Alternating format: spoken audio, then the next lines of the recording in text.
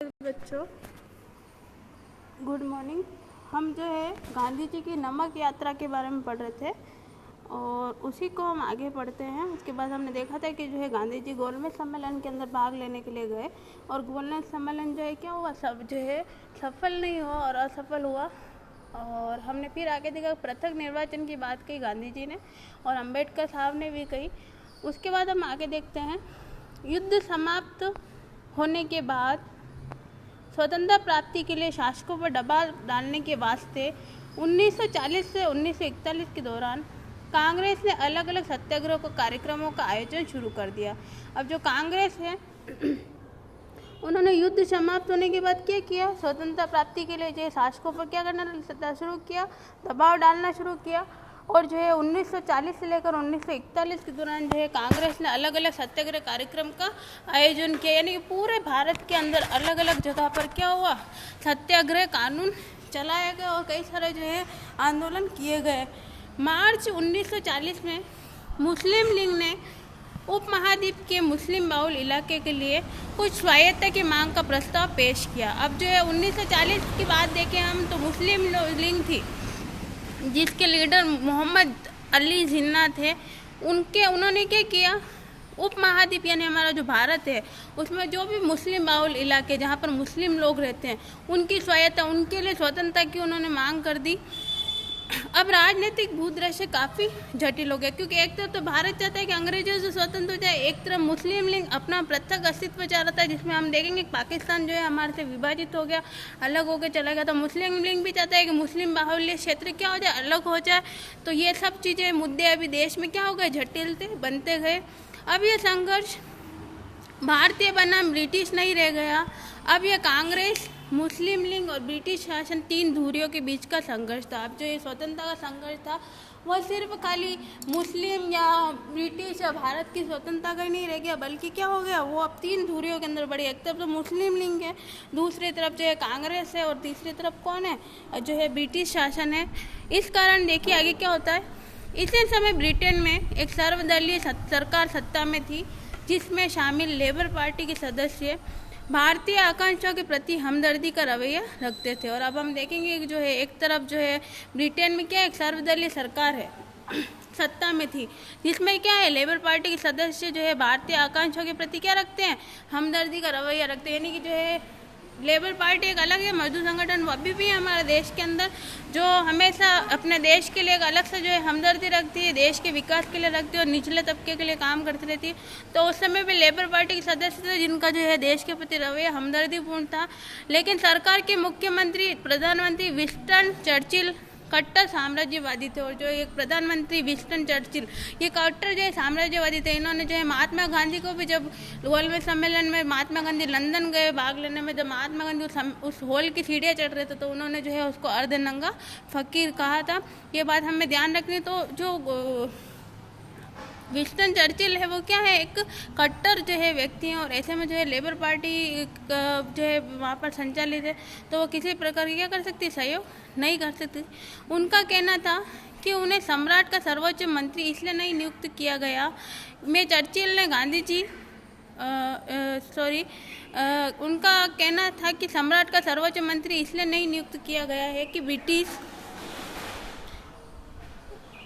British साम्राज्य को टुकड़े टुकड़े कर दिया। 1942 के वसंत में चर्चिल ने गांधी जी और कांग्रेस का समझौते का रास्ता निकालने के लिए अपने एक मंत्री सर स्टैफर्ड क्रिप्स को भारत भेजा। आप देखिए वो 1942 में जो है हमारे यहाँ पर एक कमीशन फिर से आया है ना, वो आया क्रिप्स कमीशन।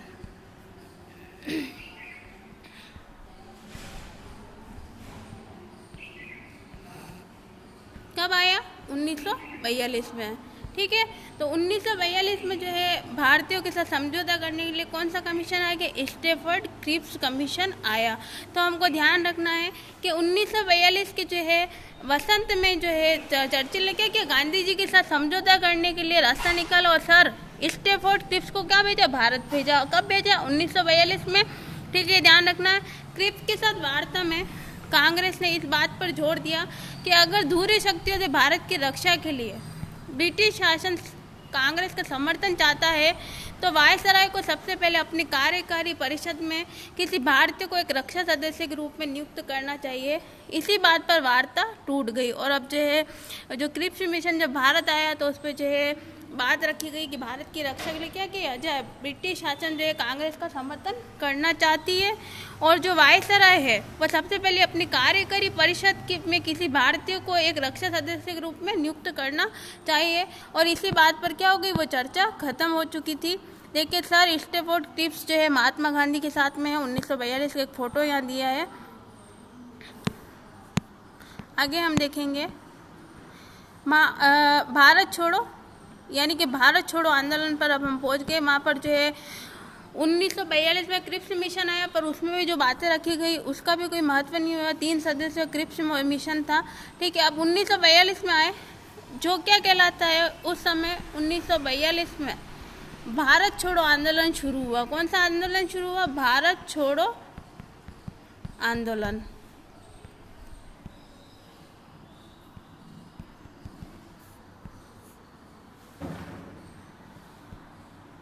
ठीक है, आपको ध्यान रखना है कि भारत छोड़ो आंदोलन शुरू हुआ 1942 के अंदर। अब हम इसके बारे में देखेंगे कि इसमें क्या बताया गया और भारत छोड़ो आंदोलन कहाँ से शुरू हुआ, इसमें क्या क्या बातें प्रमुख थी। ठीक है, क्रिप्स मिशन की विफलता के बाद महात्मा गांधी ने ब्रिटिश शासन के खिलाफ अपना तीसरा बड़ा आंदोलन छेड़ने का फैसला किया। यह सबसे बड़ा तीसरा बड़ा आंदोलन था महात्मा गांधी का, जिसे भारत छोड़ो आंदोलन के नाम से जाना गया। अगस्त 1942 में शुरू हुए इस आंदोलन को अंग्रेजों भारत छोड़ो का नाम दिया गया। क्या बोला गया? अंग्रेजों भारत छोड़ो का नाम दिया गया।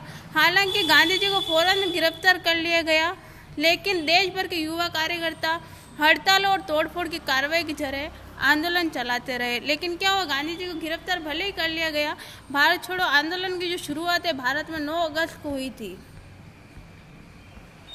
कहीं कहीं इसकी तारीख 8 अगस्त भी दी जाती है, तो 8 से 9 अगस्त तारीख दी जाती है, लेकिन 9 अगस्त इसकी एग्जैक्ट तारीख है। बम्बई में ग्वालियर टैंक से जो है भारत छोड़ो आंदोलन शुरू हुआ था। ये भी आपको ध्यान रखना है कि कहाँ से जो है भारत छोड़ो आंदोलन शुरू हुआ था। तो भारत छोड़ो आंदोलन जो था बंगाल में जो है ग्वालियर टैंक है वहाँ से शुरू हुआ था। और गांधी जी ने क्या बोला? अंग्रेजों भारत छोड़ो, क्योंकि अब जो है अहिंसा का मार्ग तो बहुत दिनों तक अपना लिया, लेकिन अब जो है हमें क्या चाहिए? स्वतंत्रता चाहिए। और स्वतंत्रता का आखिरी जो तीसरा पड़ाव है भारत छोड़ो आंदोलन है, जिसमें सारी जनता क्या हो गई? सड़क पर उतर कर आ गई है। और जो है गांधी जी को गिरफ्तार भले कर लिया गया, लेकिन हड़तालें और जो है तोड़फोड़ की कार्रवाई जो है आंदोलनकारी जारी रखते रहे। कांग्रेस में जयप्रकाश नारायण जैसे समाजवादी सदस्य भूमिगत प्रतिरोध गतिविधियों में सबसे ज़्यादा सक्रिय थे। पश्चिम में सतारा और पूर्व मेदिनीपुर जैसे कई जिलों में स्वतंत्र सरकार की प्रतिस्थापना कर दी गई। और अब जो है सतारा है, मेदिनीपुर है, ये बहुत सारी जगहों के नाम है जिन पे अंग्रेजों ने कब्जा कर रखा था। उन सब जगह पर भी क्या कर दिया गया? जो है स्वतंत्र सरकार की स्थापना कर दी गई। यानी कि जो है अब जो है वहाँ पर जो स्थान विशेष के जो नेता हैं उन्होंने अपनी सरकार बना ली। अंग्रेजों ने आंदोलन के प्रति काफ़ी सख्त रवैया अपनाया, फिर भी इस विद्रोह को दबाने में सरकार को साल भर से ज़्यादा समय लग गया। और जो है सख्त रवैया, क्योंकि आपको पता है हर बार जो है अंग्रेज अपनी चाल से किसी न किसी आंदोलन को दबाते रहे, ताकि जो है क्या हो, जो भारत से जो है वो भारत को छोड़े नहीं और पूरी तरह भारत जो है हिंदुस्तानियों के हाथों में ना आए। भारत छोड़ो आंदोलन सही मायने में एक जन आंदोलन था, जिसमें लाखों आम हिंदुस्तानी शामिल थे। क्योंकि जो है जन आंदोलन ही था, सभी को अपने देश की आज़ादी चाहिए थी, सब आज़ादी से मुक्ति चाहते हैं। किसान चाहता था करों से मुक्ति हो जाए, हम चाहते हैं कि हमें जो है अधिक मारों में जो है काम मिल रहा, सरकारी नौकरियाँ नहीं मिल रही, हमें अपनी देश की बागडोर संभालने को नहीं मिल रही, बहुत सारी बातें थी उस समय। तो सभी लोग क्या हो गए, जन आंदोलन के रूप में इस आंदोलन को अंजाम देने के लिए जो है सड़कों पर आ गए थे। इस आंदोलन ने युवाओं को बड़ी संख्या में अपनी ओर आकर्षित किया। उन्होंने अपने कॉलेज छोड़कर जेल का रास्ता अपनाया। जिस दौरान कांग्रेस के नेता जेल में थे, उसी समय जिन्ना तथा मुस्लिम लीग के साथ उनके साथी अपना प्रभाव क्षेत्र फैलाने में लगे थे। इन्हीं सालों में लीग को पंजाब और सिंध में अपनी पहचान बनाने का मौका मिला, जहां अभी तक कोई खास वजूद नहीं था। और अब जो है सभी अपना अपना पृथक अस्तित्व चाहते हैं। तो जब भारत छोड़ो आंदोलन चल रहा था तो मुस्लिम लीग के लोग क्या कर रहे थे, अपना जो है अलग से जो है अपनी पृथक जो है अस्तित्व बनाने में लगे हुए थे। वो अपनी लीग का जो है निर्माण करने में लगे हुए थे, अपना जो है समाज के लोगों के लिए वो काम करने में लगे हुए थे। जून 1944 में जब विश्व युद्ध समाप्ति की ओर था तो गांधी जी को रिहा कर दिया गया। और अब जो है 1942 में गांधी जी को पकड़ा, जेल में गिरफ्तार करके डाल दिया गया। और 1944 में जब विश्व युद्ध समाप्त हुआ, द्वितीय विश्व युद्ध उस वक्त चल रहा था, हमने बात करी थी 1939 से लेकर 1944 तक द्वितीय विश्व युद्ध चल रहा था। 1944 में जो गांधी जी को रिहाई मिली। जेल से निकलने के बाद उन्होंने कांग्रेस और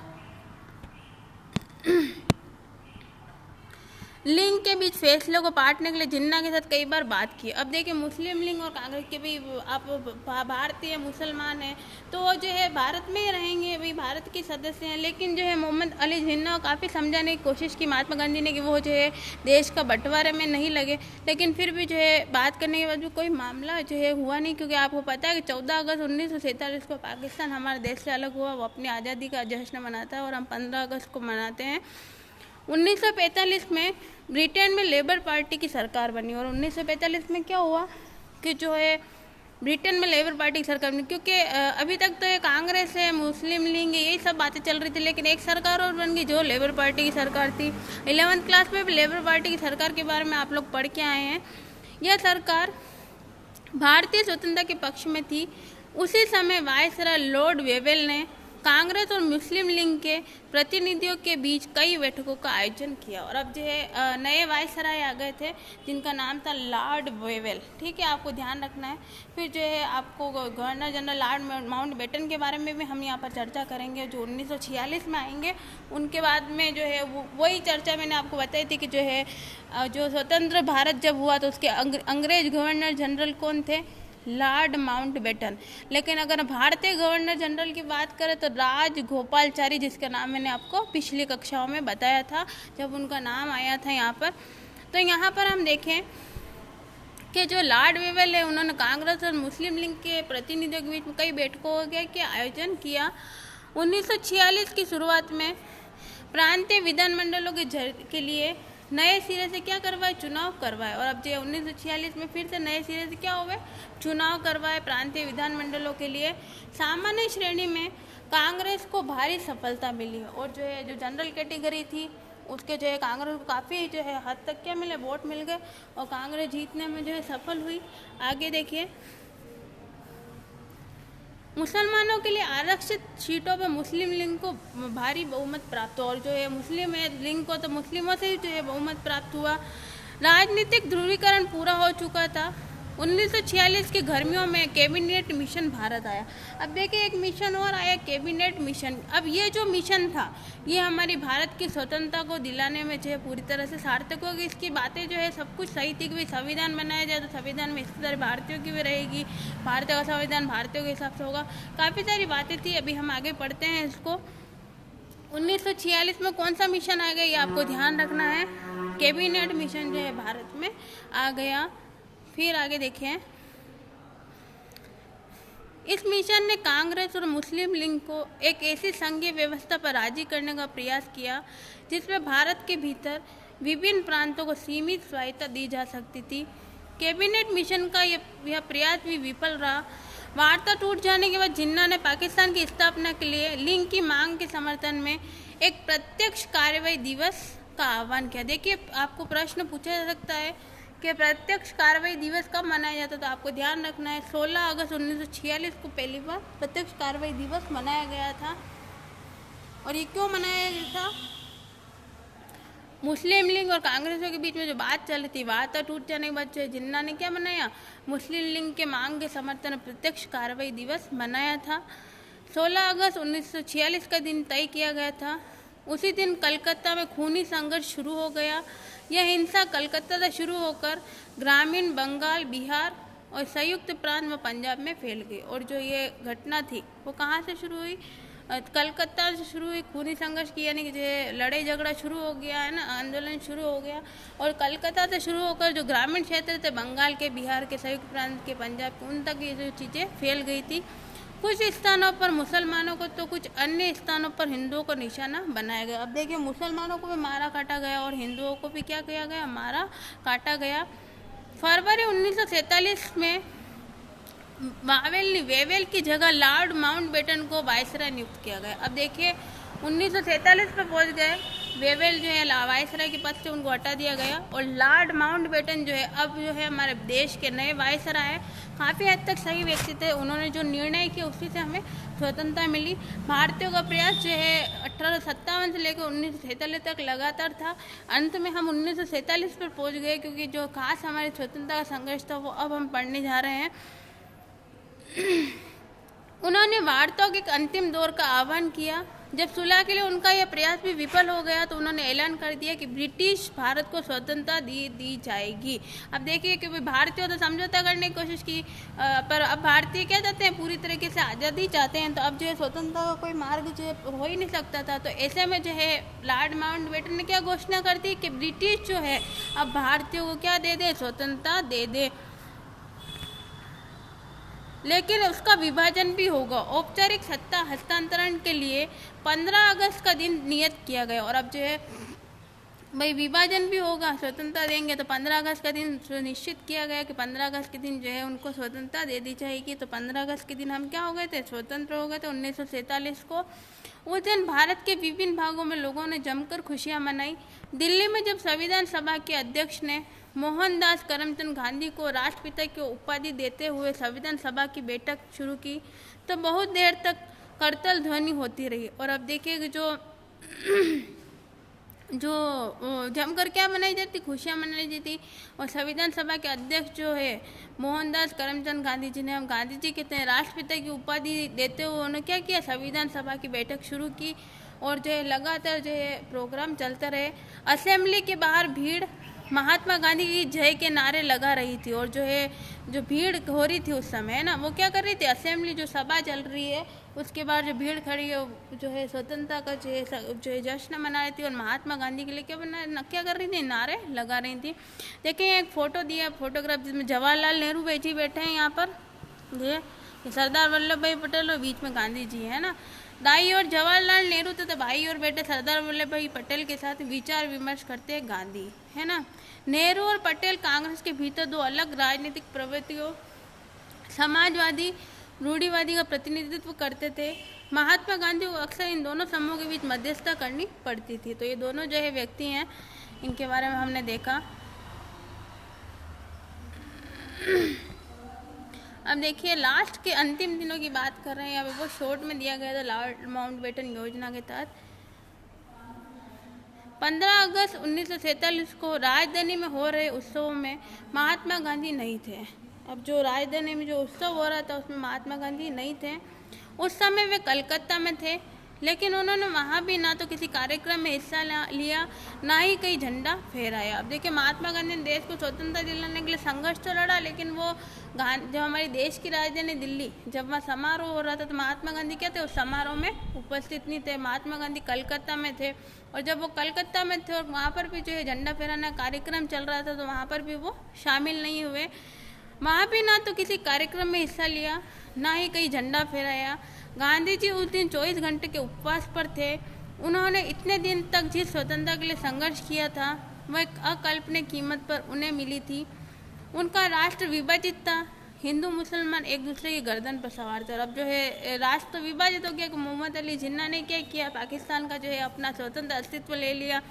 भारत से पाकिस्तान अलग हो गया 14 अगस्त 1947 को, है ना। और दूसरी तरफ हमारा हिंदुस्तान भी अलग हो गया। तो जो है दोनों ही चीज़ें क्या है महात्मा गांधी के लिए जो है थोड़ी दुखदायक भी थी कि भाई विभाजन भी उनके लिए अच्छा नहीं था, क्योंकि अगर एकजुट होकर रहे तो शायद किसी भी चीज़ का सामना कर सकते थे, लेकिन एकजुटता रही नहीं। दूसरी तरफ जो है इतने सालों का संघर्ष के बाद जो है देश को स्वतंत्रता मिली, तो महात्मा गांधी जो है उपवास में लगे हुए थे। अभी अपना एक उपवास हर व्यक्ति है कुछ ना कुछ अपने दिमाग में सोच कर रखता है, तो उन्होंने उस दिन उपवास रखा हुआ था, क्योंकि जो अकल्पनीय बात थी कि देश क्या हो गया था, अब स्वतंत्र हो गया था। उनके जीवनी लेखक डीजी तेंदुलकर ने लिखा है। अब देखिए जो महात्मा गांधी किसी ने जीवनी लिखी है, डीजी तेंदुलकर नाम से राइटर हैं। उन्होंने सितंबर अक्टूबर के दौरान गांधी जी पीड़ितों को सांत्वना देते हुए अस्पतालों, शरणार्थी शिविरों के चक्कर लगा रहे थे। उन्होंने सिखों, हिंदुओं, मुसलमानों से आह्वान किया कि वे अतीत को भुलाकर अपनी पीड़ा पर ध्यान देने की बजाय एक दूसरे के प्रति भाईचारे का हाथ बढ़ाने तो शांति से रहने का संकल्प ले। अब गांधी जी ने कहा कि एक दूसरे लड़ना झगड़ना बंद कर दो, देश तो आज़ाद हो गया। अब क्या कर लो, एक दूसरे की पुरानी बातों को याद करना छोड़कर जो है हम भाईचारे का हाथ एक दूसरे की तरफ बढ़ाना शुरू कर दे। गांधी जी और नेहरू के आग्रह पर कांग्रेस ने अल्पसंख्यकों के अधिकारों पर एक प्रस्ताव पारित कर दिया। और अब जो गांधी जी और जो नेहरू जी है उसके आग्रह पर क्या कर दिया, कांग्रेस ने अल्पसंख्यकों के अधिकार जो भी थे, यानी कि जो भी अल्पसंख्यक लोग हैं उनके अधिकारों पर प्रस्ताव पारित किया। कांग्रेस ने 2 राष्ट्र सिद्धांतों को कभी स्वीकार नहीं किया था। जब उसे अपनी इच्छा के विरुद्ध बंटवारे पर मंजूरी देनी पड़ी तो उसका दृढ़ विश्वास था कि भारत बहुत सारे धर्मों और बहुत सारी नस्लों का देश है, उसे ऐसे ही बनाए रखा जाना चाहिए। भारत क्या है, बहुत सारे धर्मों और बहुत सारी नस्लों का देश है, यानी कि यहाँ पर बहुत सारे लोग रहते हैं, बहुत सारे धर्म रहते हैं और कई सारे अलग अलग जो है कहीं ना कहीं से आकर बसे हुए लोग भी यहाँ पर रहते हैं। पाकिस्तान में हालात जो रहे, भारत एक लोकतांत्रिक धर्मनिरपेक्ष राष्ट्र होगा। और अब यूँ कह रहे हैं कि जो पाकिस्तान में भले भी कोई भी हालत हो, लेकिन पाकिस्तान ने मुस्लिम बाहुल्य अपना राष्ट्र भले बना लिया हो, लेकिन जो हमारा देश है ये धर्मनिरपेक्ष राष्ट्र रहेगा। यहाँ पर सभी जाति धर्म के लोग रहेंगे, तो हमें किसी के साथ भी क्या करना है, भेदभाव नहीं करना है, सभी को भाईचारे के साथ रहना है। ये महात्मा गांधी ने ऐलान किया। जहाँ सभी नागरिकों को पूर्ण अधिकार प्राप्त होंगे तो धर्म के आधार पर भेदभाव के बिना सभी को राज्य की ओर से संरक्षण का अधिकार होगा। और अब जो कह रहेंगे धर्म के आधार पर किसी के साथ भेदभाव के बिना सभी को क्या होगा, राज्य की ओर संरक्षण का अधिकार होगा।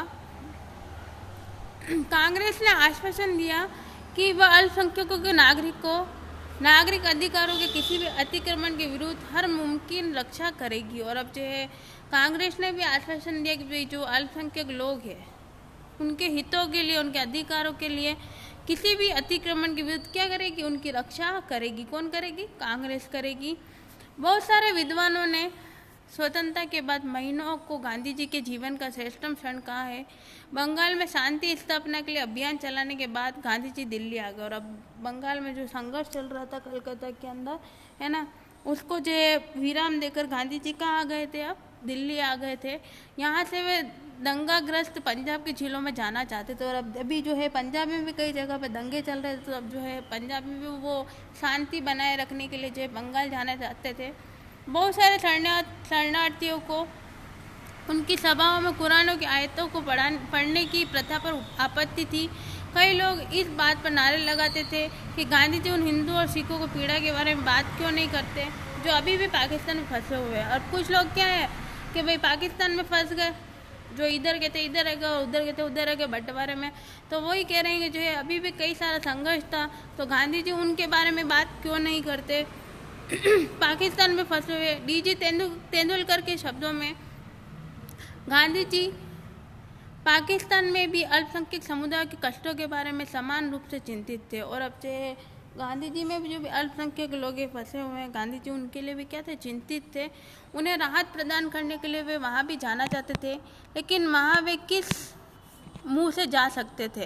और अब जो है गांधी जी चाह रहे थे कि पाकिस्तान में भी चले जाओ, पाकिस्तान में भी वो जो भी अल्पसंख्यक लोग उनके हितों के लिए रक्षा करें, लेकिन वहाँ वो अब किस मुंह से जाते हैं, जबकि दिल्ली में ही वे मुसलमानों को पूरी सुरक्षा का आश्वासन नहीं दे पा रहे थे। और दिल्ली में जो है पूरी तरह के सुरक्षा का आश्वासन नहीं दे पा रहे थे, क्योंकि अभी जो है कुछ मुसलमान अभी भी जो है दिल्ली के अंदर थे, है ना, अभी सभी भारतीय राष्ट्र में मुस्लिम हिंदू सभी रहते हैं, तो जो है गांधी जी अभी उनकी भी रक्षा तो पूरी नहीं कर सक रहे थे, तो वो वहाँ पर कैसे जाकर उनकी रक्षा करते।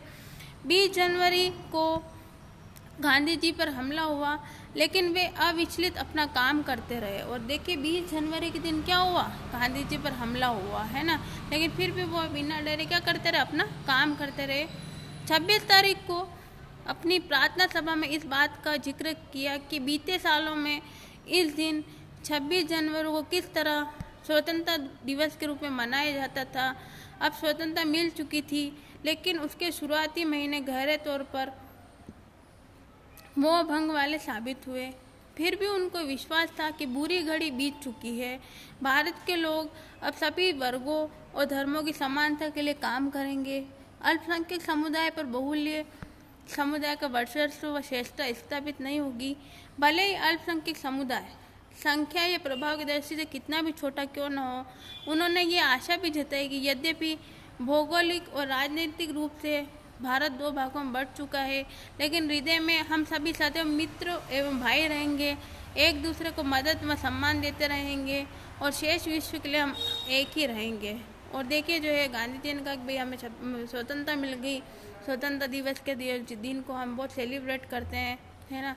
और बहुत सारी बातें जो है बुरी घड़ी थी वो भी बीत चुकी है। महात्मा गांधी कह रहे हैं अल्पसंख्यक समुदाय को जो है वो अपनी वर्चस्व और श्रेष्ठता स्थापित नहीं होगी, लेकिन कोई हमसे अलग हो गया है ना। उन्होंने बोला कि हमारा देश जो है दो भौगोलिक भागों में बढ़ गया, लेकिन फिर भी हम दिल से एक दूसरे का भाईचारे से जो है सम्मान देते रहेंगे, एक दूसरे के साथ क्या बनाए रखेंगे, भाईचारा बनाए रखेंगे, और कोई भी दुख की घड़ी होगी तो एक दूसरे की मदद करेंगे, और पूरे विश्व में जो है हम क्या रहेंगे, एक बनकर रहेंगे। तो ये सारी बातें जो है महात्मा गांधी ने करी, हमको ध्यान रखना है। देखिए एक पिक्चर दिया है यहाँ पर, महात्मा गांधी की मृत्यु का एक प्रचलित चित्र लोक छवि में महात्मा गांधी को देवता का रूप दे दिया गया है। उन्हें राष्ट्रवादी आंदोलन में एकीकरण को समर्पित शक्ति के रूप में देखा जा सकता है। यहाँ आप जवाहरलाल नेहरू और सरदार पटेल यानी कांग्रेस के भीतर दो अलग अलग धाराओं के प्रतिनिधियों को गांधी जी की चिता के दोनों ओर खड़ा हुआ देख सकते हैं। मध्य में स्वर्ग से महात्मा गांधी उन्हें आशीर्वाद दे रहे हैं ना। ये फोटो दिया देखो, दिख रहा है इसके अंदर भी, नीचे तो अस्थियाँ जल रही, एक तब नेहरू जी एक तब पटेल जी हैं, ऊपर से महात्मा गांधी भगवान के रूप में हमें नजर आ रहे हैं। क्योंकि महात्मा गांधी की जो है मृत्यु हो गई थी 30 जनवरी, कैसे हुई थी अभी पढ़ते हैं हम। गांधी जी ने स्वतंत्र और अखंड भारत के लिए जीवन भर युद्ध लड़ा। फिर भी जब देश विभाजित हो गया तो उनकी यही इच्छा थी कि दोनों देश एक दूसरे के साथ सम्मान और दोस्ती के संबंध बनाए रखे। बहुत सारे भारतीयों को उनका यह सरल आचरण पसंद नहीं था। 30 जनवरी को शाम को गांधी जी की दैनिक प्रार्थना सभा में एक युवक ने उनको गोली मारकर मौत की नींद सुला दी। देखिए गांधी जी 11 बजे के समय हम हर साल जो है मौन व्रत धारण करते हैं। नाथूराम गोडसे नाम के जो है व्यक्ति जो थे, उसने जो है उनको गोली मार दी थी 30 जनवरी को। गांधी जी प्रार्थना सभा से जब निकल रहे थे तब उस समय तो जो है, और नींद की गोली जो है नींद के रूप में सुला दिया, यानी कि जो है वो परलोक में गमन कर गए। उनके हत्यारे ने कुछ समय बाद आत्मसमर्पण कर दिया।